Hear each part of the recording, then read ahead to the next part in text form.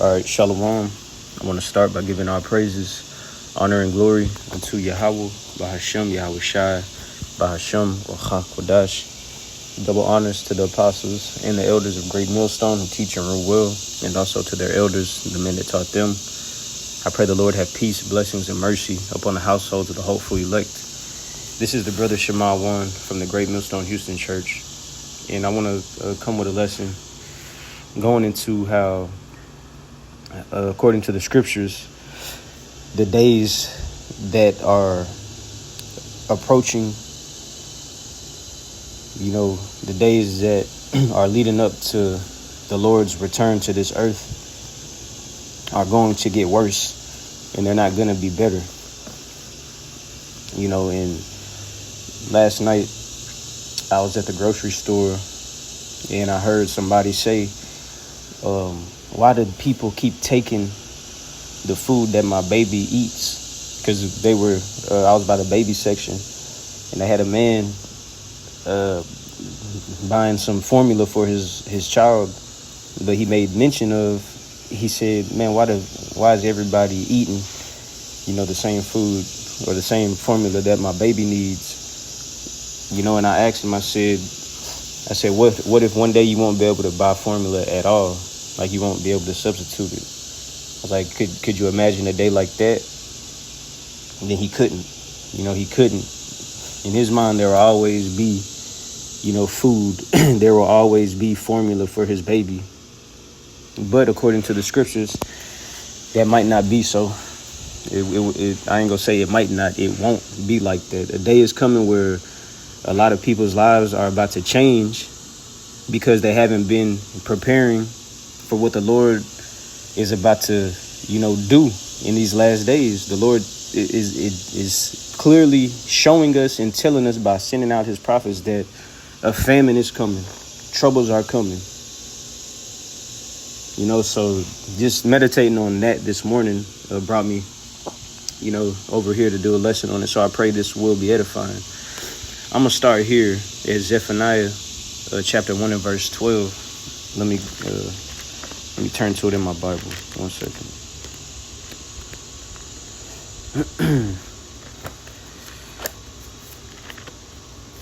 Even Yahweh Shai said before he returns, famines, were going to take place. But this is Zephaniah chapter 1. And I'm going to start at verse 12. Zephaniah 1 and 12, it says, "And it shall come to pass at that time that I will search Jerusalem with candles and punish the men that are settled on their lees, that say in their heart, the Lord will not do good, neither will he do evil." And that's the mindset of most of these Americans. 1 second. In where it mentioned how the Lord will search Jerusalem with candles, the prophets are sent out. The prophets are sent out. As it says in Amos, the 3rd chapter, the Lord can do nothing but reveal his secrets to the servants, his prophets. So before the Lord sends these judgments, and specifically in this lesson, focusing on famine, due to what that man said, before the Lord brings famine, the prophets are going to give the warning before it takes place. So continuing on, Zephaniah chapter 1 and 12, that I will search Jerusalem with candles, the prophets. And it says, and punish the men that are settled on their lees, the men that are okay with being stuck in this captivity, the people who are cool, with being in this captivity, trying to find a pillow in this captivity, trying to find comforts, but missing the part that, no, this is not your rest. This is a part of the curses that the Lord promised that were going to take place in the last days. This is still in effect. So going on, it says, and punish the men that are settled on their lees, those that are happy to stay in this wicked kingdom. It says, and say in their heart, the Lord will not do good, neither will he do evil. I'll read verse 13. No, that was the point. That was the point. So you got many people who are settled on their lease. They're comfortable with this. They think it's going to continue to be the same. No good is going to come. No evil is going to come. It's just going to continue to ride out like it is, right? But according to the scriptures, let me go here. 2nd Ezra, the 16th chapter.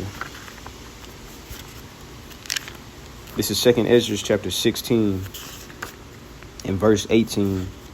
It says, the beginning of sorrows and great mournings, the beginning of famine and great death, the beginning of wars, and the powers shall stand in fear, and the beginning of evils. What shall I do when these evils shall come? So the evils are going to come and shake things up. People are going to have a different type of fear than they have now. Because it's going to be present. It's no longer going to be talked about. It's not going to be mentioned. No, it's going to be active. One day, evils that you read about in the scriptures, which consist of famines and killings and judgments and all the things that can get you uncomfortable and not want to talk about or discuss, those things are going to be taking place on this earth. And especially in America, man. America is going to understand clearly what a fear towards the Lord is, man. This place has been going on for so long in great pride and arrogancy, and the people are attached to that. That's why whenever these judgments take place, these people are not going to know how to move, not having a sound mind. That's why the scripture said at the end, 2nd Ezra 16 and 18, what shall I do when these evils shall come? That's how it's going to be.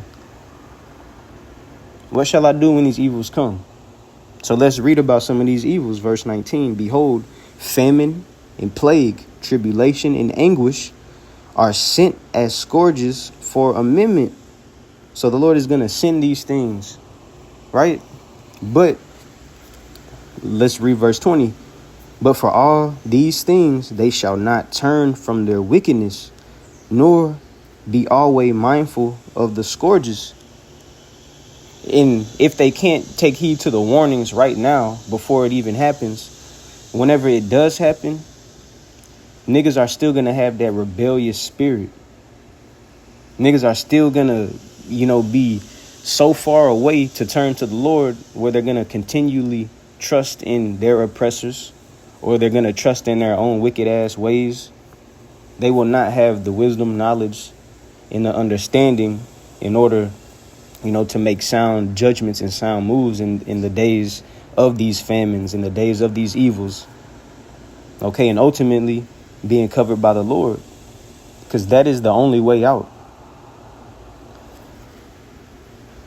Verse 21, because Jake has it twisted. Jake has it twisted of the comforts right now. Verse 21, behold, victuals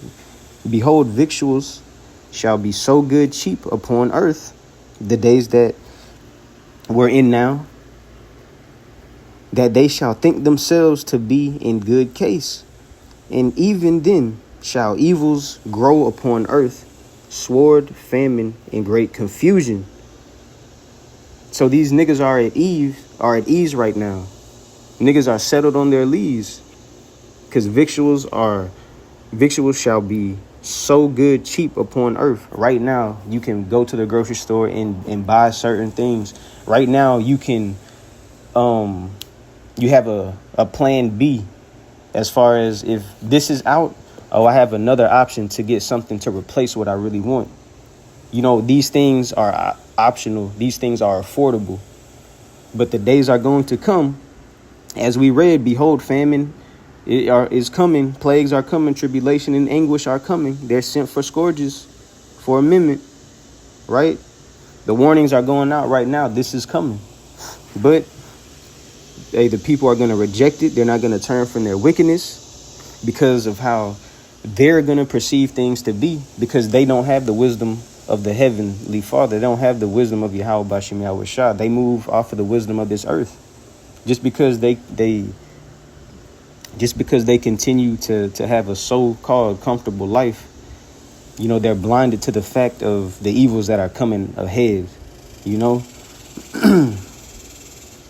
This is verse 22, back in 2nd Ezra 16 and 22. For many of them that dwell upon earth shall perish of famine, and the other that escape the hunger shall the sword destroy.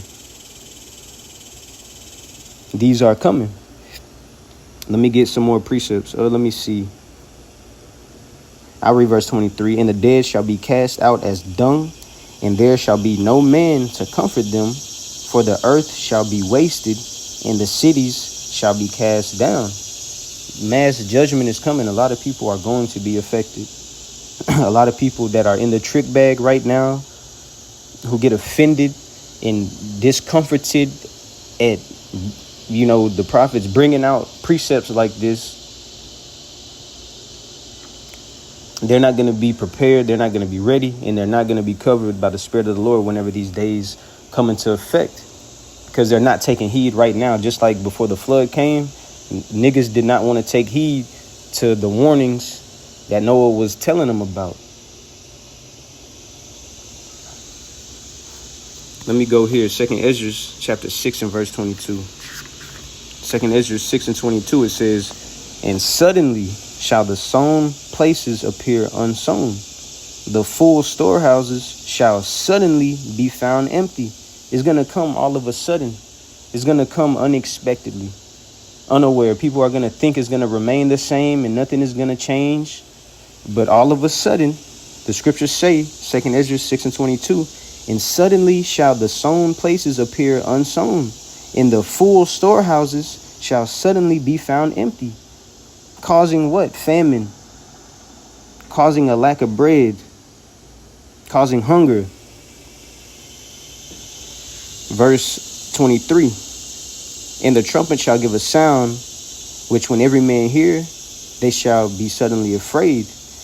At that time shall friends fight one against another like enemies, and the earth shall stand in fear with those that dwell therein.